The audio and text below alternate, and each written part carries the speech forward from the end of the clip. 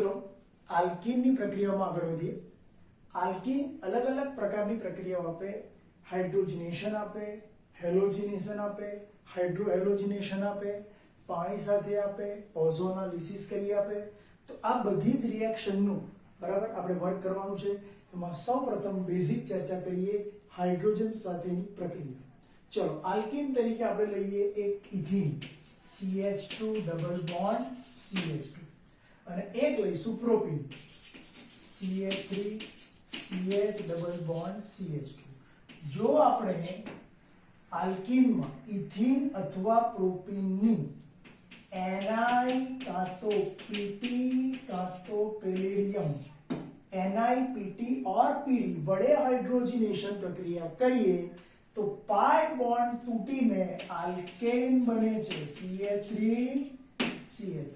અને અહીંયા પણ પાઈ બોન્ડ તૂટીને આલ્કેન બને છે CH3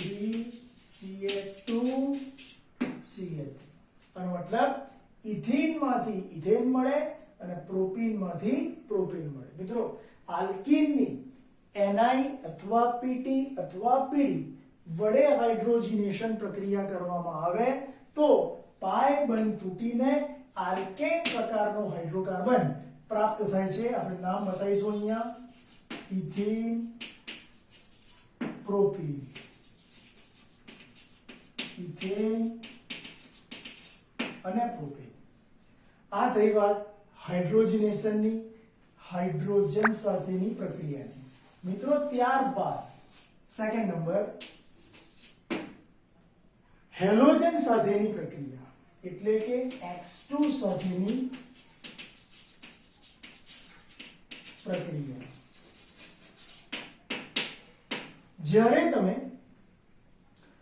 આલ્કીન મતલબ કે ઇથીન અથવા પ્રોપીનની પ્રક્રિયા બ્રોમીન સાથે કરો, ક્લોરીન સાથે પણ થઈ શકે, અત્યારે આપણે બ્રોમીન સાથે કરીએ છીએ CH2 ડબલ બોન્ડ CH2 અને બ્રોમિનેશન બાય યુઝિંગ CCl4 મતલબ ઇથીનની બ્રોમીન સાથેની પ્રક્રિયા એટલે કે ડાય હેલોજન સાથેની પ્રક્રિયા CCl4 ઉદ્દીપકની હાજરીમાં કરીએ તો પાઈ બોન્ડ તૂટી જાય અને CH2 બ્રોમો બંને જગ્યાએ લાગે 1,2 ડાયબ્રોમો ઇથેન મળે છે. ઇથેનની બ્રોમીન સાથેની પ્રક્રિયા CCl4 ઉદ્દીપકની હાજરીમાં થાય તો 1,2 ડાયબ્રોમો ઇથેન મળે છે. આવી જ રીતે જો પ્રોપીનની પ્રક્રિયા કરવામાં આવે CH3 CH double bond CH2 અને બ્રોમિનેશન CCl4 વડે કરીએ, એક બ્રોમો અહીં મળે, એક બ્રોમો અહીં મળે એટલે આપણને વિસિનલ ડાયહેલાઇડ તરીકે, મિત્રો આ કોણ છે? વિસિનલ ડાયહેલાઇડ છે, એ પ્રાપ્ત થાય છે. ચલો લખીશું અહીંયા નામ 1,2 ડાયબ્રોમો ઇથેન અને પેલી બાજુ 1,2 ડાયબ્રોમો પ્રોપેન. બોલો ઓકે. ચલો અહીંયા ઇથીન યાદ રહેશે મિત્રો. તો આપણે શું કર્યું? આલ્કીનની બ્રોમીન સાથેની પ્રક્રિયા CCl4 ઉદ્દીપકની હાજરીમાં કરીએ તો વિસિનલ ડાયહેલાઇડ પ્રાપ્ત થાય છે. એવી જ રીતે મિત્રો એક હાઇડ્રોજન અને એક હેલોજન લઈએ તો એને હાઇડ્રોજન અથવા તો બીજી રીતે બોલીએ હેલોજન એસિડ સાથેની પ્રક્રિયા, જેમ કે એક H અને એક Br HBr સાથેની, એક H અને એક Cl HCl સાથેની. તો મિત્રો કહેવાનો મતલબ શું છે કે તમે જ્યારે પ્રક્રિયા કરો છો ત્યારે અંદર હાઇડ્રોજન અને હેલોજન જો લાગે તો એને આપણે હેલોજન એસિડ કહીએ છીએ. તો અહીંયા ત્રીજી પ્રક્રિયા લખીશું HX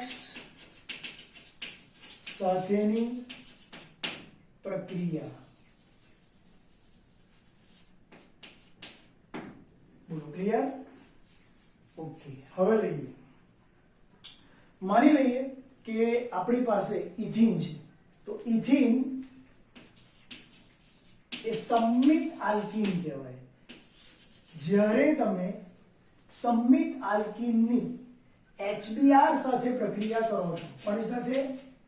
HBr અથવા HCl, તો અહીંયા એક H જાય, અહીંયા Br જાય, પાઈ બોન્ડ તૂટી જાય, એટલે મળે શું આપણને? CH3 CH2 Br, ethyl bromide. Ethyl bromide આ લીધું તો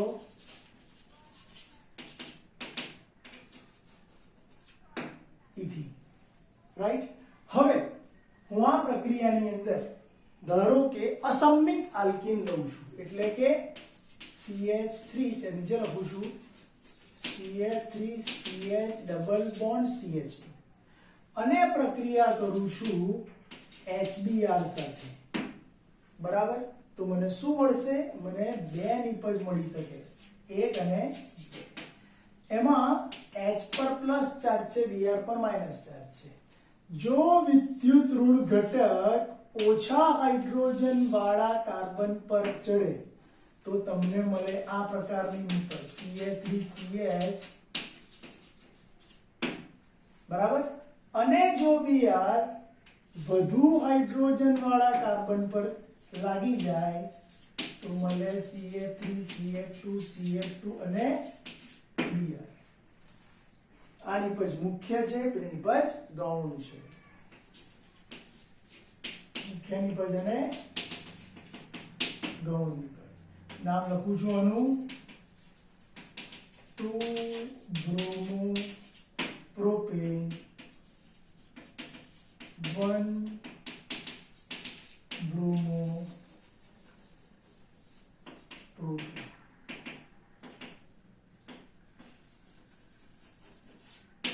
આનો મતલબ એવો થયો, અસંમિત આ કેવો છે? સંમિત આલ્કીન આ છે, ડબલ બોન્ડની આ બાજુ અને આ બાજુ સરખા કાર્બન છે ને, એટલે એને શું કહેવાય? સંમિત આલ્કીન. અહીંયા ડબલ બોન્ડની આ બાજુ એક કાર્બન દેખાયો, અહીં આની સિવાય એક, અને આ બાજુ ના દેખાયો, મતલબ કે અસંમિત થઈ ગયો. અસંમિત ઇથિલિનિક દ્વિબંધ ધરાવતા કાર્બનિક સંયોજનની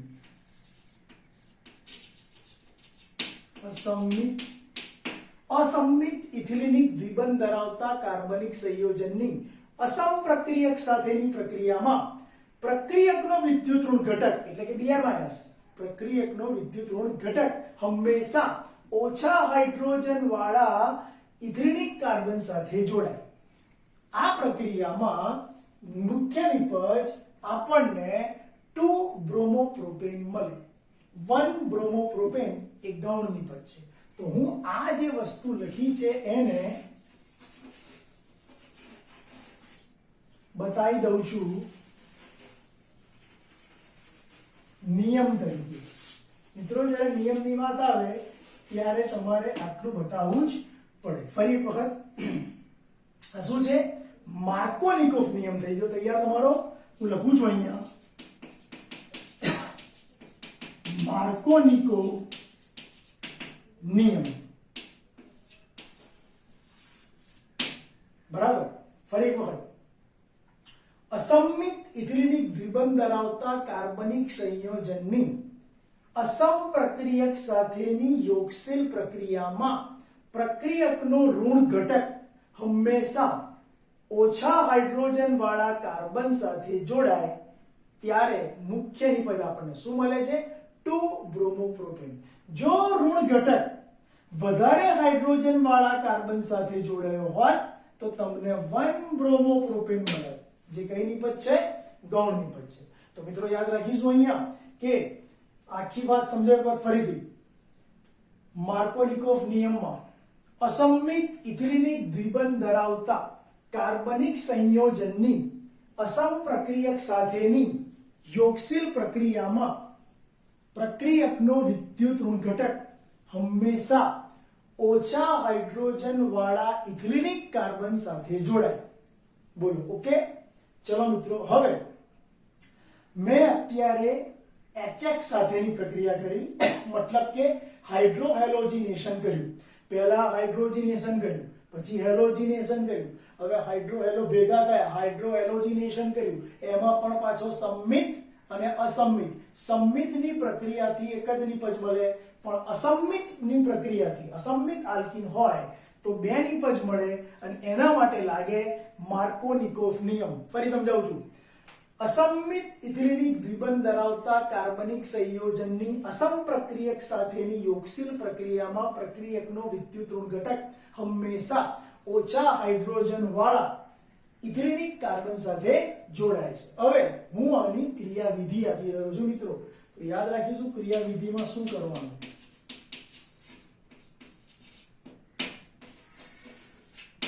પહેલામાં પહેલો લઈશું આપણે propyne, Ca3 CH double bond CH2 એની HBr સાથેની જે પ્રક્રિયા કરીએ છીએ એમાં સૌપ્રથમ H+ સાથે પ્રક્રિયા થશે. જો H+ સાથે પ્રક્રિયા થાય તો તમને બે કેસ મળી શકે. નંબર 1, પહેલા કેસમાં શું મળે? જો પ્લસ અહીં જાય તો H અહીં જાય, પાઈ બોન્ડ તૂટી જાય, એટલે Ca3 CH Ca3. You can see H અહીં ગયો, પ્લસ અહીં ગયો, એટલે આપણને મળશે અહીંયા પ્લસ. હવે આપ સૌ જાણો છો કે જ્યારે કાર્બન પર ધન વીજભાર આવે તો કાર્બોકેટાયન બને. એટલે આ તમારો કયો કાર્બન છે? 2 ડિગ્રી કાર્બોકેટાયન છે. આ મિત્રો યાદ રાખીશું, આ 2 ડિગ્રી. અને આપ સૌ જાણો છો કે 2 ડિગ્રી કાર્બોકેટાયન એ 1 ડિગ્રી કાર્બોકેટાયનની તુલનામાં વધારે સ્થાયી છે. એટલે હું લખીશ અહીંયા વધારે સ્થાયી. ચલો અહીંયા ગયા. જો પ્લસ અહીં જાય તો H અહીં જાય, પાઈ બોન્ડ તૂટી જાય, એટલે તમને મળશે Ca3 Ca2 Ca2 અને ઉપર પ્લસ, મતલબ કે આ છે 1 ડિગ્રી કાર્બોકેટાયન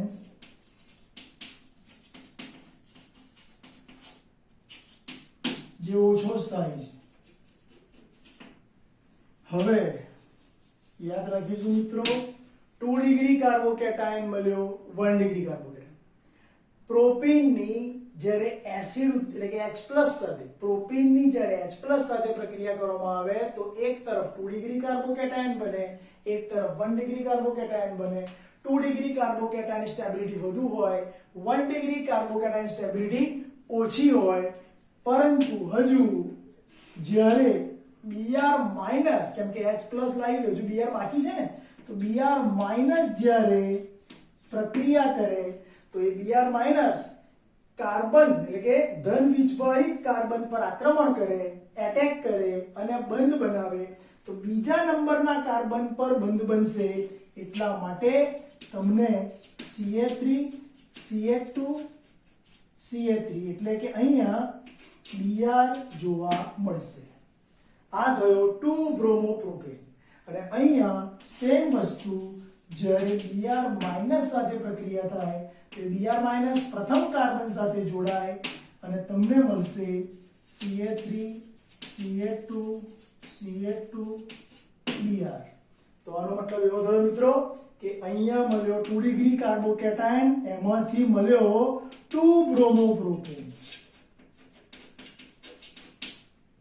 2 બ્રોમોપ્રોપેન અને ત્યાં મળ્યો 1 બ્રોમોપ્રોપેન.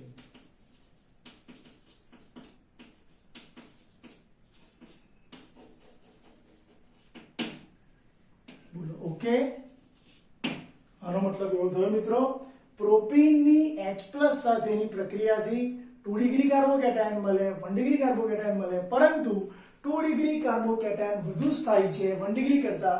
આથી તેમાંથી મળતી નિપજ એ મુખ્ય નિપજ છે. તો હું અહીં લખીશ મુખ્ય નિપજ અને આ ગૌણ નિપજ. તો આથી કહી શકાય કે પ્રોપીનની HBr સાથે પ્રક્રિયા કરો તો 2 ડિગ્રી કાર્બોકેટાયન વધારે સ્થાયી હોવાને કારણે 2 બ્રોમોપ્રોપેન નિપજ મળે છે. એ મુખ્ય નિપજ ગણાશે, એટલે કે આ નિપજ મુખ્ય ગણાશે અને પેલી નિપજ ગૌણ ગણાશે. આને કહેવાય માર્કોનિકોફ નિયમ. ફરી સમજી લઈએ.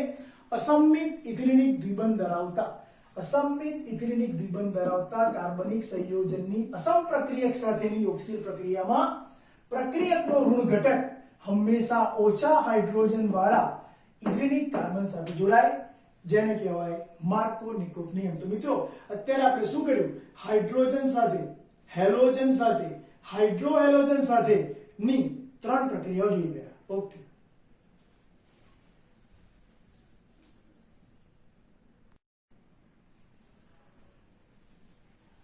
મિત્રો ત્યારબાદ આપણે ચર્ચા કરીશું માર્કોનિકોવ થી વિરુદ્ધ પ્રક્રિયા, જેને કહેવાય પ્રતિ માર્કોનિકોવ નિયમ. શું કહેવાશે એને?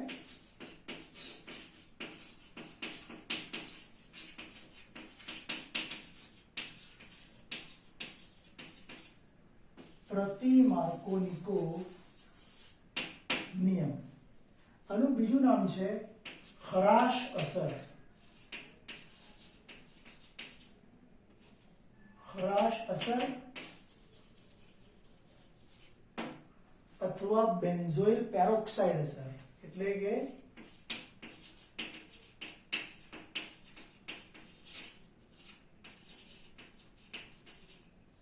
તો મિત્રો આ 3 નામ થયા, બરાબર? ઊંધી કાઢી નાખું છું. અને કહેવાનો મતલબ છે કે માર્કોનિકોવ નિયમ એ હરાશ અસર અને પેરોક્સાઇડ અસર, પ્રતિ માર્કોનિકોવ નિયમ એ હરાશ અસર અને પેરોક્સાઇડ અસરના બીજા નામથી ઓળખાય છે.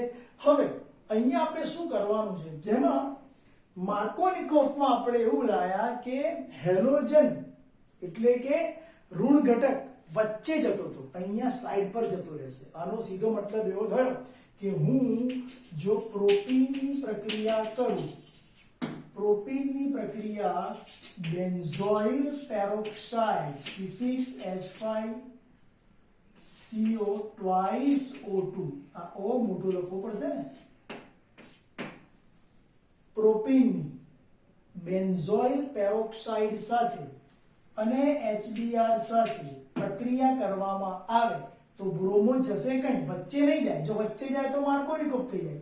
બ્રોમો સાઈડ પર જશે એટલે મળશે CH3 CH2 CH2 Br. આને કહેવાય 1 બ્રોમો પ્રોપીન.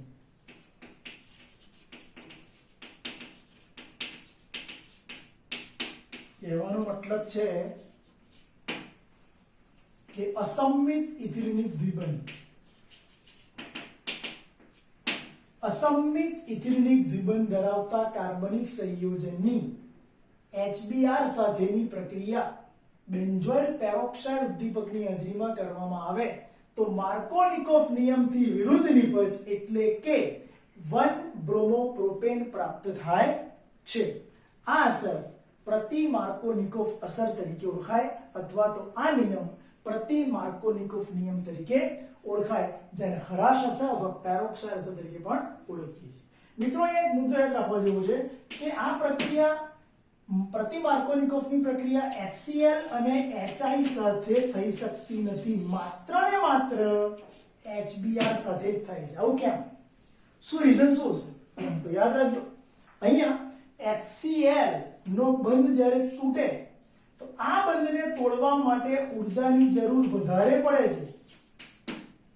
HCl ના બંધને તોડવા માટે ઊર્જાની જરૂર વધારે પડે છે, એટલા માટે HCl સાથે આ પ્રક્રિયા શક્ય નથી.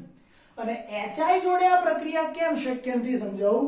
જ્યારે તમે HI નો બંધ તોડો છો તો એકદમ ઈઝીલી તૂટી જાય છે, પણ અંદર ઉત્પન્ન થતો આયોડિન મુક્ત મૂલક, એવા બે આયોડિન મુક્ત મૂલક ભેગા મળીને I2 બનાવી દે છે.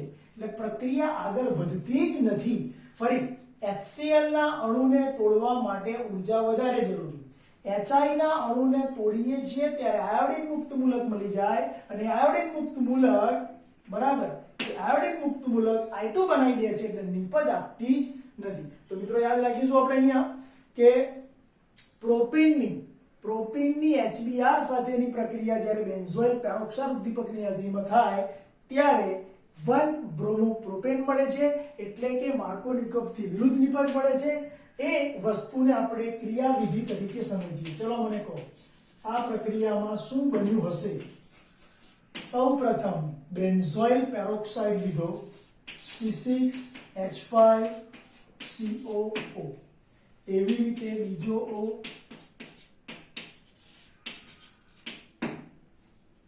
આને કહેવાય બેન્ઝોઇલ પેરોક્સાઇડ. બેન્ઝોઇલ પેરોક્સાઇડ નું સમભાગી વિભાજન થાય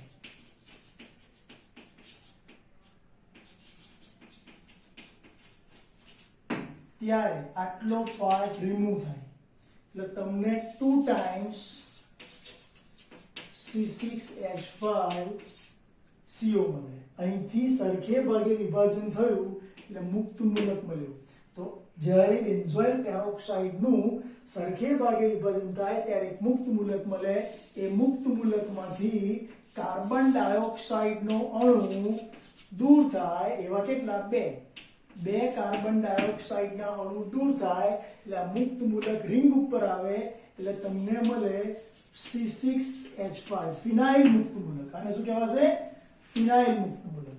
આ ફિનાઇલ મુક્ત મૂલક HBr સાથે જ્યારે પ્રક્રિયા કરશે, કોની સાથે? HBr, ત્યારે H અંદર એન્ટ્રી મારશે અને મુક્ત મૂલક Br પર આવશે એટલે મળશે આપણને બરાબર 2 ટાઈમ્સ. ચલો 2HBr નો યુઝ કર્યો એટલે બ્રોમો મુક્ત મૂલક મળ્યો. તો મિત્રો આ આપણા માટે અગત્યનું છે. ક્લિયર? ફરી એકવાર સમજીએ શું કર્યું આપણે.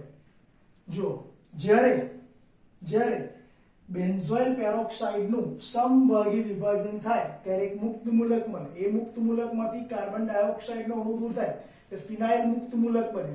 આ ફિનાઇલ મુક્ત મૂલક જે મળ્યો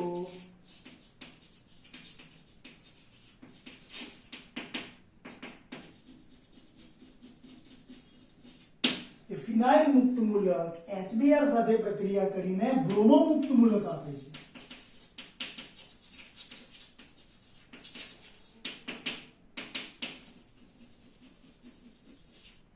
આ બ્રોમો મુક્ત મૂલક હવે પ્રોપીન સાથે રિએક્શન કરશે એ આપણે સમજીએ છીએ. ધારો કે Ca3CH ડબલ બોન્ડ CH2 લીધો અને એ બ્રોમો મુક્ત મૂલક બરાબર એ પ્રક્રિયા આપશે નીચેની અંદર આવી રીતે. જરા જોજો, ટપકું અહીં જાય તો Br સાઈડ પર જાય. એનાથી ઊંધું ટપકું જો સાઈડ પર જાય તો Br અહીં જાય. એનો મતલબ એવો થયો કે તમને આ ટાઈપના બે શક્યતા, અહીંયા લખું છું Br,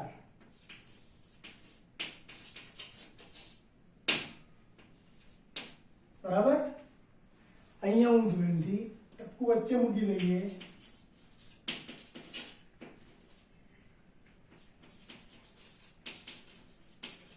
મિત્રો મને કહેશો અહીંયા ટપકું છેડા પર છે એટલે આ 1 ડિગ્રી મુક્ત મૂલક કહેવાય. અહીંયા ટપકું વચલા કાર્બન પર છે એટલે એને 2 ડિગ્રી મુક્ત મૂલક કહેવાય.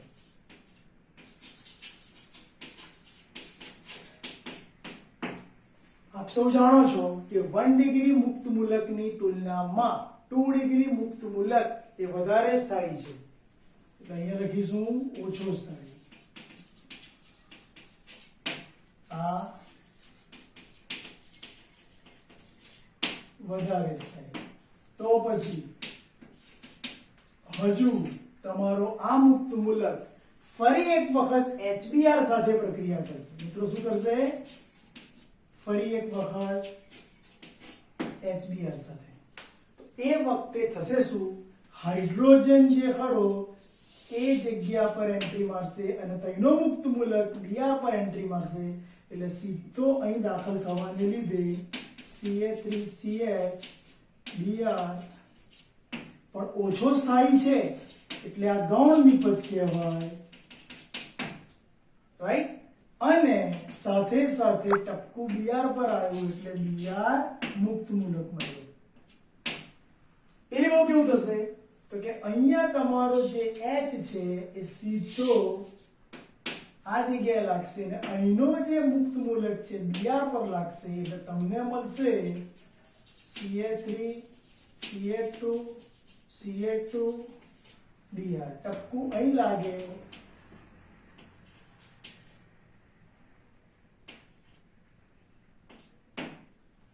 બોલો ક્લિયર? આનો સીધો મતલબ એવો થયો મિત્રો કે પ્રોપીનની જ્યારે બ્રોમો મુક્ત મૂલક સાથે પ્રક્રિયા થાય, પ્રોપીનની જ્યારે બ્રોમો મુક્ત મૂલક સાથે પ્રક્રિયા થાય ત્યારે 1 ડિગ્રી મુક્ત મૂલક બને અને 2 ડિગ્રી મુક્ત મૂલક બને. જેમાંથી 2 ડિગ્રી મુક્ત મૂલકની સ્થાયીતા વધુ હોય એટલા માટે જ્યારે તે HBr સાથે પ્રક્રિયા કરે ત્યારે 1 બ્રોમો પ્રોપેન આપે છે,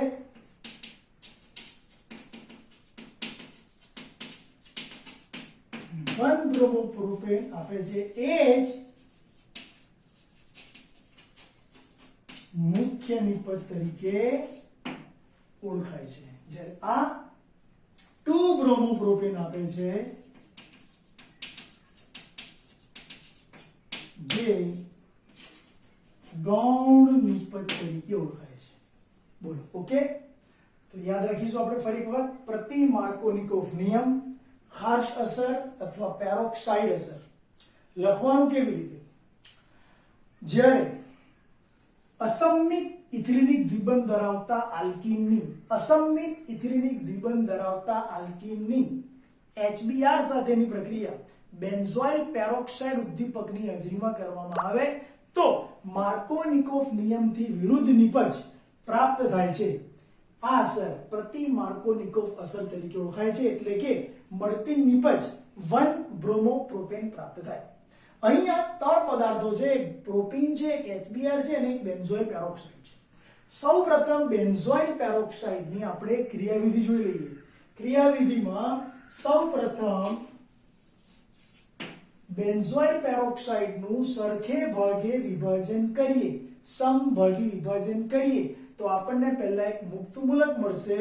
એ મુક્ત મૂલકમાંથી કાર્બન ડાયોક્સાઇડનો અણુ દૂર થઈ જાય તો આપણને ફિનાઇલ મુક્ત મૂલક મળશે. યુ કેન સી આ ફિનાઇલ મુક્ત મૂલક જ્યારે HBr સાથે પ્રક્રિયા કરે છે ત્યારે H અંદર દાખલ થાય છે ફિનાઇલમાં, એટલે બેન્ઝીન મળી જાય છે અને બાકીનો જે બોન્ડ છે એ બ્રોમિન એટલે કે Br બનશે. Br બનાવશે બ્રો મુક્ત મૂલક.